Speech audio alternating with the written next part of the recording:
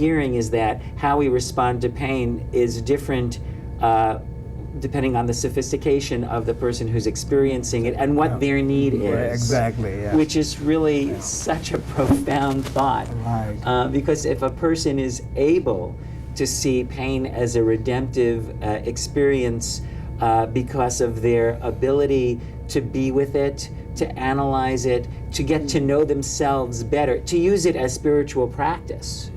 That's a wonderful thing. A lot of people have never been trained for that, and just as pain and loss isn't the time, as Rabbi Kushner would say, as you said, to start doing theology, the theology will come later. Right. That may not be the time when a person who hasn't been on that spiritual path can suddenly start going down that path. On the other hand, sometimes it is. Amen. You know, sometimes we find people for whom loss in their lives or even life-threatening pain in their lives opens up a door of awareness that if we're there, able to be that spiritual guide that you were talking about, they're able to go to a new place that they never would have dreamt of going to on their own. Yeah. So I guess what I'm saying is we have to be open to that possibility, knowing full well that it's not for everybody, but when it's there, be ready to help a person move in that direction. And sometimes our response is as simple as prayer, and just holding to someone in our heart or our mind and hope that they will be relieved of their pain and suffering, not necessarily of the cancer or of the anxiety, but to find peace in the midst of that, a capacity to grab onto that and face death look at death in the face and not be scared by it anymore. What an ultimate moment. I pray I'm able to do that at my time. And the power of prayer and the power of holding people up in community. And I think we all share that in the sense of let's gather together and let's walk this walk together. We do in our traditions prayers of the people every Sunday, and we have this long list of names. We don't ask questions. We don't say why someone's there. We just pray for them. And sometimes someone's offered up for a particular thing, but we give thanks. We give thanks that we're able to pray for them. We give thanks that by holding up in prayer that they'll be changed and we will be changed by that and made better people by it. One of the other traditions in our practice, in our community, outside of prayer is use of oils, healing oils. And liturgically, the bishops bless it, and it's fabulous, and it's blessed, and we give thanks to that sacrament. But when I go pray with someone and I anoint them with oils, it's again a point of dignity and of release them from shame, and saying, God loves you, and therefore I love you.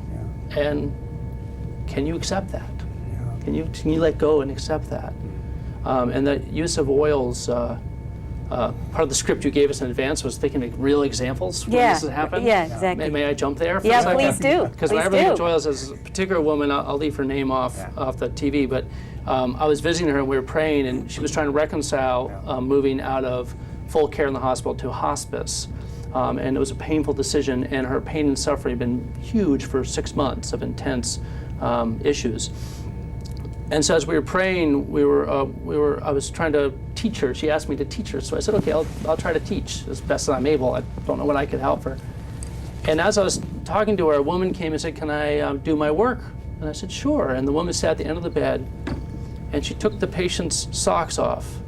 And as the patient and I were talking, she started rubbing her feet, that sense of touch. And then all of a sudden I smelled the fragrance. And it was oils being lovingly rubbed into the feet. And that's all this woman did in this healthcare system, in this building, was go around and rub people's feet with oils. Yeah, wonderful. That is wonderful. I just stopped as I was speaking to this woman, and she was crying, I was crying. The woman had no clue what was going on, who was doing it, because she had no idea how beautiful it was and how symbolic it was to my faith and my understanding of God's presence in the midst of suffering. And that's how I know God's present suffering is through people, through others. That's right. Yeah, exactly. No, the essence of all religion or spiritual path is expressing it through love and compassion, which is also a skillful means. Whenever there's a love and compassion, you will find many different methods, depending on situation and circumstances and individual, based on culture and environment and means and method. But then practitioners, like spiritual teachers or like, they should have not only a means which are very skillful, but at the same time cultivating a sort of non-dual wisdom. Wisdom, how to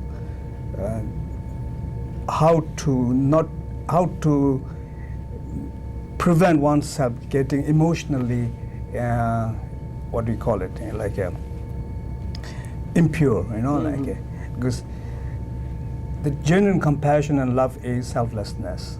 And through that, whatever you do, in whatever way, it will definitely have an effect on others, opening their spiritual consciousness, touching deep inside. Especially at the time of sufferings, are the most critical time where you can reach the person as a person and awaken their spiritual, what we call it in Buddhism, the Buddha nature, give them the taste of Buddha nature and plant the seed of awakening. And then, through that, another journey, at the real meaning of being alive and having a sense of lived also comes, not just vanishing, and that is a fundamental duty and the responsibility of anybody who has taken a path to be a spiritual friend and guide others. I mean, love and compassion is the root of all. Yes. Not only Buddhism, Christian, every religion, down to the core, it is like that. I mean, I see it through my experience of being now more than 20-some years in the West and working for Tibetan Buddhism on invitation. And it is, it's everywhere. It's just expressed in different ways. But that is what people are thriving and living, and we are all here, brought by that. Well, I hear us wondering sometimes. People say to me, we might have talked about this the last show, but why go to church? Why go to temple? Why belong to any tradition? And what I keep hearing us say is how important all of these resources are in the midst of life's, in this case, pain. We said last time that we talk about God as being experienced in a horizontal way between us, as opposed to always a vertical way. And so often people resist maybe going to my church because they think they're going to be expected and asked to pay homage to something, and they wonder if they can do that. And what I constantly wonder about is whether we can just, rather than take their eyes off the ceiling and up in the sky, to have them look at somebody in the face. And to hold their hand. And I wish for all of those maybe who are watching this show late at night or something to really engage with where they find support in the midst of life's pain. And often it's at the local church, the spiritual teacher, the temple. It's right there. It's all those places. God has a terrific repertoire in many faces. Exactly. My spiritual director once challenged me before going on a mission trip. Mark, the challenge is to find Christ in all you see, again from a Christian perspective, and therefore see God, see the Creator in all people, and therefore love and honor and cherish God in others. And so when I had my darkest hours of where is God and all this, I remember that teaching from my spiritual director, and I think people might think I'm trying to see them naked, but I'm actually trying to see them as God, as I look in their eyes, and it's so powerful when I'm able to open my heart. Perhaps you could teach me more how to do that, but open my heart and mind in the presence of that act of prayer. This is particularly in the Tibetan Vajrayana practice, so-called experiencing and living in the divine presence, and also training oneself to have a pure perception, understanding and having a confidence that you are inseparable from the enlightened being, and since you are like that, so are the others. So you respect and honor each one as, like an enlightened being.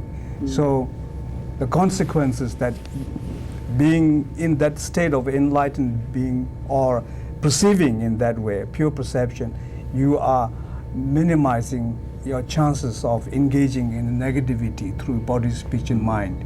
So you are automatically practicing a wholesome deed, which is a cause of happiness and joy, you know. And Dan, do you also find that as a connection with your congregants in terms of the sense of loneliness is eased when they sense not only the presence in the community, but they're also their sense with the divine presence? I think that's a human phenomenon. I think that we can help to bring that out in people by first bringing it out in ourselves. For example, I know that I'm really no different than any of the people in my congregation when it comes to, for example, the sense of ego or the sense of fear, the things that get in the way when I ask them to go to visit someone. It's a very important mitzvah in our tradition, a commandment and a responsibility to visit those who are sick, and people don't know what to do. And I say to people sometimes, before you walk in the room, this is what I do before I walk into a hospital room. I'll just take a moment to just center myself and breathe. Or perhaps say a verse from a prayer or a psalm that I find particularly meaningful, just to get out of my own way. So that I'm leading with my open heart when I walk in the door. That's right. And if we could just give our people that advice in a way that they could hear it, they would really be able to be much more open in these kinds of encounters and less afraid of them. Yeah. It's beautiful. Yeah. Well, I think we are coming to the end of our program, believe it or not. This went by so quickly, as it always does. Yeah. I know. So I want to thank you, Tsering. Thank you very much. And Kathrin. Nathan, Yeah. and Dan, and Mark. You're welcome. Thank you so much. You're welcome. And please join us, everyone. Thank you for viewing. Please join us next month when we tackle the questions: what is life's central purpose? And what happens after we die? Thank you.